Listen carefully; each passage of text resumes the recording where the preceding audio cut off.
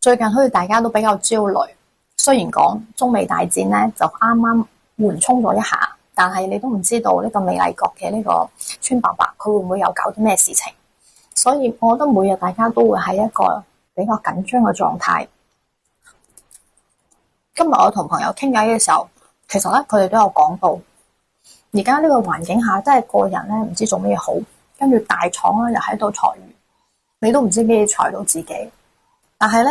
自己又好有壓力咯，上有老下有小，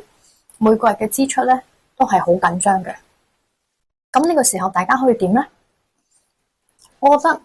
其實與其咧大家好焦慮，每一天都唔知自己想點嘅時候，不如你就好專注咁樣做好你當下嘅事情。好似我今日咁樣，我該6點鐘起身就起身，跟住就出門返公司，將該做嘅嘢做好。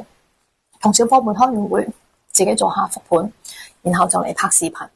我覺得只要將我自己嘅生活每一個時刻去安排好，咁我就會覺得自己內心裏面係好